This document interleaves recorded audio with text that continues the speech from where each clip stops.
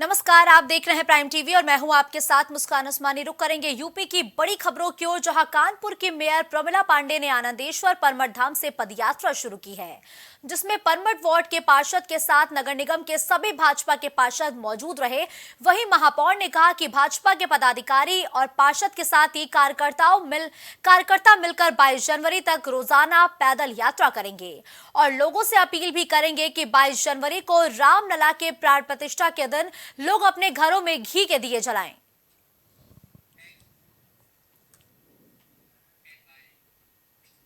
अगली खबर अयोध्या से है, जहां श्री राम की जन्मभूमि पर भव्य और नूतन भी राम मंदिर में प्रभु श्री राम की प्राण प्रतिष्ठा से पूर्व संपूर्ण सनातन समाज में राम जी के दर्शन का निमंत्रण देने के लिए 1 जनवरी से संचालित अक्षत वितरण अभियान अपने चरम पर पहुंच गया है।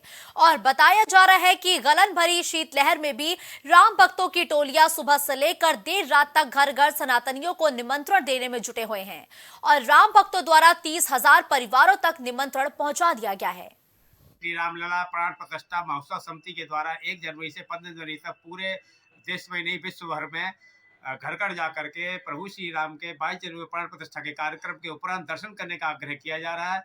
मथुरा महानगर के 10 नगरों में यह कार्यक्रम गली गली मोहल्ले मोहल्ले बराबर चल रहा है। आज तीसरे दिवस में जो है रिफाइनरी नगर के गंगा सिटी कॉलोनी में राम भक्तों की टोली ने घर घर जाके सनातनियों को प्रभु श्री राम के दर्शन के लिए 22 जनवरी के बाद में अयोध्या जाने का आग्रह किया कि 22 जनवरी के बाद में आप अयोध्या जाकर के दर्शन करें। इस हेतु उन्हें पीले अक्षत, प्रभु श्री राम का चित्र और पत्रक दिया गया। 22 जनवरी को अयोध्या में स्थित राम मंदिर में रामलला विराजमान होने जा रहे हैं, जिसको लेकर अयोध्या से लेकर पूरे देश में बड़े स्तर पर तैयारियां चल रही है। इसके चलते यूपी के मुजफ्फरनगर जनपद में स्थित गांधी कॉलोनी निवासी बीकॉम के एक छात्र तुषार शर्मा ने अखबार की रद्दी से राम मंदिर का भव्य मॉडल तैयार किया है। जानकारी के मुताबिक इस मंदिर को तैयार करने में छात्र ने अखबार की रद्दी से बनी लगभग 8,000 स्टिक्स का इस्तेमाल किया है और छात्र की माने तो 4 महीने की कड़ी मेहनत के बाद उसने राम मंदिर के इस भव्य मॉडल को तैयार किया है। मैंने राम मंदिर का मॉडल बनाया है अखबार की रद्दी से। जो वेस्ट पेपर होता है उसी को मैंने रिसाइकिल करके एक मॉडल बनाया है, जो कि अयोध्या में बन रहा है। मैंने स्टार्टिंग जो करी थी लॉकडाउन से करी थी, जब मेरे घर पर न्यूज़पेपर आ रहे थे। मेरा मन था कि मैं राम मंदिर का मॉडल बनाऊंगा एक दिन, तभी से मैंने स्टार्टिंग करी थी। नए नए मॉडल बनाए थे, India gate, Lal Qila, golden temple, पर मेरा मन कुछ अलग बनाने का था।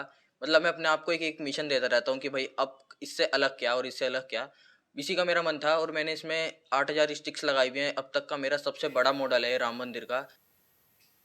यूपी के कारागार और होमगार्ड राज्य मंत्री धर्मवीर प्रजापति ने बताया कि 22 जनवरी को अयोध्या में बन रहे भगवान श्री राम के भव्य मंदिर की प्राण प्रतिष्ठा का सजीव प्रसारण जेल में भी किया जाएगा।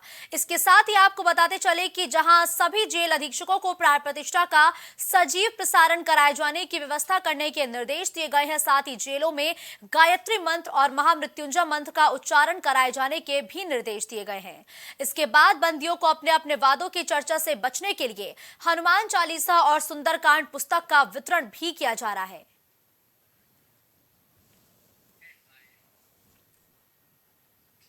संत कबीर नगर जिले के चकबंदी विभाग में तैनात पेशकार को घूस लेते एंटी करप्शन की टीम ने रंगे हाथों पकड़ा है, जहां चकबंदी विभाग में तैनात पेशकार जमीन के मामले में पीड़ित से घूस मांगते हुए प्रताड़ित कर रहा था, जिसकी शिकायत पीड़ित ने एंटी करप्शन टीम से की।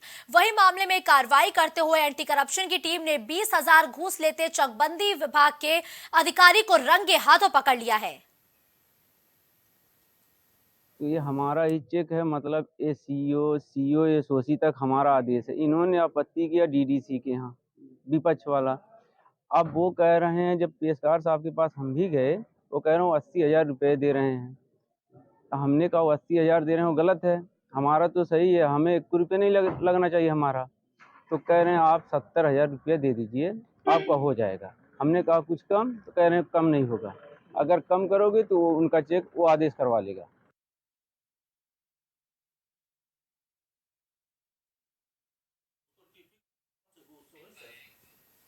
अगली खबर बुलंदशहर से है, जहां डीएम ने प्रशासनिक अधिकारियों की मौजूदगी में रैन बसेरों का निरीक्षण किया है। जहां डीएम को रैन बसेरों के बाहर अलाव जलता मिला और बिस्तर कंबल से लैस मिले। साथ ही डीएम ने रोड साइड गरीबों को कंबल बांटे, जिससे गरीबों के चेहरे खिल उठे। बहुत कड़ाके की ठंड पड़ रही है। हमारे पूरे जनपद में 17 नगर निकायों में 21 रैन बसेरे बनाए गए हैं। इसके अलावा जितने हमारे जिला अस्पताल में, खुर्जा के हॉस्पिटल में जितने हमारे बस अड्डे हैं, वहाँ भी हमने रैन बसेरे बनवाए हुए हैं। उद्देश्य ये है कि इस ठंडी में कोई फुटपाथ पे ना सोए और यदि कोई सोता हुआ पाया जाए तो उसको रैन बसेरे में रखा जाए। आपने स्वयं देखा होगा रैन बसेरों में हमने गर्म पानी की व्यवस्था कराई है, रजाई है, कंबल है, अच्छे आपकी चारपाई है, उस पर बिस्तर भी अच्छा है। हर जगह केयर टेकर्स हैं।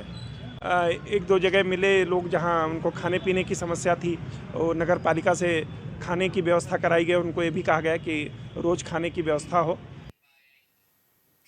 अगली खबर बलिया से है, जहां बेरूवार बारी ब्लॉक के मेरिटार गांव में विकसित भारत संकल्प यात्रा के दौरान मीडिया के सवाल पर बीजेपी विधायक केतकी सिंह ने स्वामी प्रसाद मौर्य पर हमला बोलते हुए कहा कि स्वामी प्रसाद मौर्य अपनी मां के पास जाकर ऐसा बयान देते तो उनकी मां ही मार मार कर उनको दुरुस्त कर देती। देखा जा रहा है कि अभी स्वामी प्रसाद मौर्य का जिस तरह से विवादित बयान आ रहा है अयोध्या को लेकर, तो इस पे क्या कहेंगे? स्वामी प्रसाद मौर्य अपनी माँ से जाके क्यों नहीं पूछते? जिस दिन अपनी माँ के सामने उन्होंने ऐसा बयान दिया ना, वो माँ ही उनको मार मार के दुरुस्त कर देगी। मुझे लगता है कि माँ की पिटाई खाए उनको बहुत समय हो गया और माँ के पास उनको जाना चाहिए, अपने घर की परिवार की महिलाओं के पास जाना चाहिए और ऐसे बेहुदा बयान देने से बचना चाहिए, क्योंकि उतरना इसी राजनीति में है, आना जनता के बीच में ही है और ऐसे समस्त लोगों पे धिक्कार है जो श्री राम के ऊपर पकड़े चले। अमरोहा जनपद की मंडी धनोरा थाना क्षेत्र में गैर समुदाय की लड़कियों के अश्लील वीडियो बनाने वाले फरार चल रहे तीसरे बदमाश को पैर में गोली मारकर गिरफ्तार किया गया है। जहां बदमाश को इलाज के लिए जिला अस्पताल में भर्ती कराया गया, वहीं इस मामले में गजरौला थाना पुलिस ने सुबह 2 आरोपियों को मुठभेड़ के बाद गिरफ्तार किया था। फिलहाल पुलिस मामले की जांच में जुटे हुए है।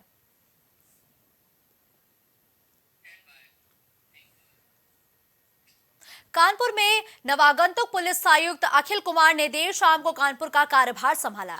बताया जा रहा है कि कानपुर पुलिस आयुक्त का कार्यभार ग्रहण करने के बाद कमिश्नरेट के सभी पुलिस अधिकारियों के साथ बैठक कर जरूरी दिशा निर्देश दिए गए। वहीं पुलिस आयुक्त अखिल कुमार ने मीडिया से रूबरू होते हुए बताया कि अपराध करने वाले अपराधी और माफिया को किसी भी हाल में बख्शा नहीं जाएगा।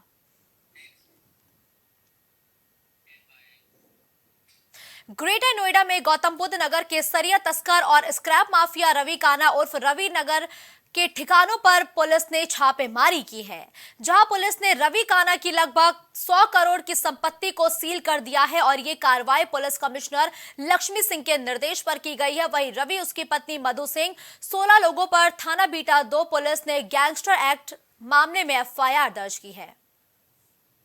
बिसरत थाना की पुलिस टीम के द्वारा ATS चौराहे के पास चेकिंग की जा रही थी, तभी मुखबिर के द्वारा सूचना प्राप्त हुई कि एक मोटरसाइकिल पर संदिग्ध बदमाश गुजर रहा है।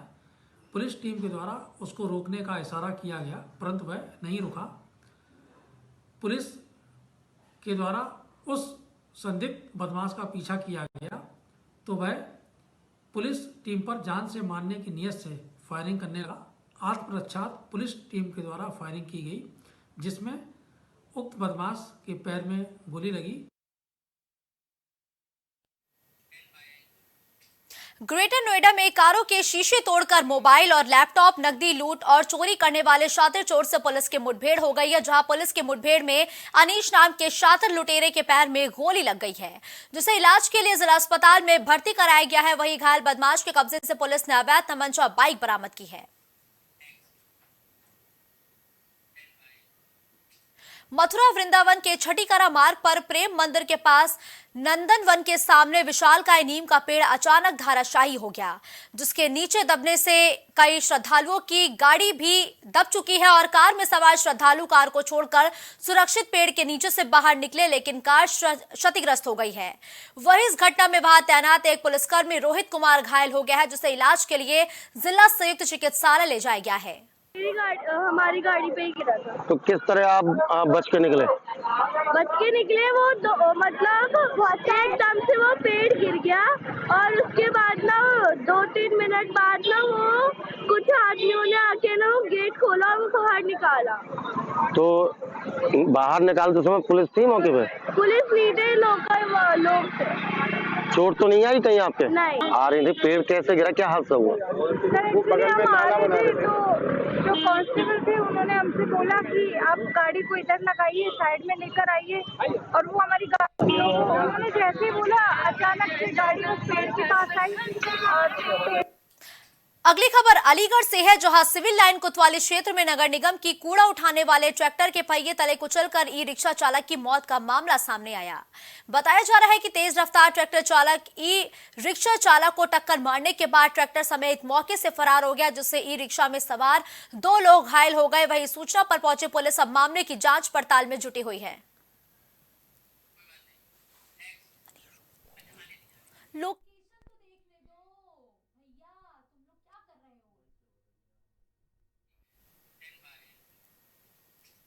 अलीगढ़ में खैर कोतवाली क्षेत्र गांव अरनिया के ठेके के पास दुकान लगा रहे दुकानदार करणपाल को पैसे मांगना भारी पड़ गया। बताया जा रहा है कि जब दुकानदार ने सिगरेट के पैसे मांगे तो युवकों ने दुकानदार पर फायर करते हुए दुकानदार कुमार पाल सिंह के सर में गोली मार दी और गोली मारने के बाद आरोपी मौके से फरार हो गए। थाना खैर क्षेत्र के ग्राम अरनी से सूचना प्राप्त है कि 2 व्यक्तियों में सिगरेट के पैसे को लेकर के आपस में वाद विवाद हो गया, जिसमें एक आक्रामक पक्ष द्वारा दूसरे व्यक्ति को घायल कर दिया गया। इस सूचना पर तत्काल कार्रवाई करते हुए घायल व्यक्ति को प्राथमिक उपचार के लिए सीएससी खैर लाया गया तथा घायल व्यक्ति के परिजनों से तहरीर प्राप्त करके अभियुक्त पंजीकृत कर लिया गया है। अभियुक्त की गिरफ्तारी के लिए 2 टीमें गठित कर दी गई हैं। जल्द ही अभियुक्त की गिरफ्तारी करके आवश्यक विधिक कार्रवाई की जाएगी। इस बुलेटिन में फिलहाल के लिए बस इतना ही। देश और दुनिया की तमाम बड़ी खबरों के लिए आप देखते रहिए प्राइम टीवी।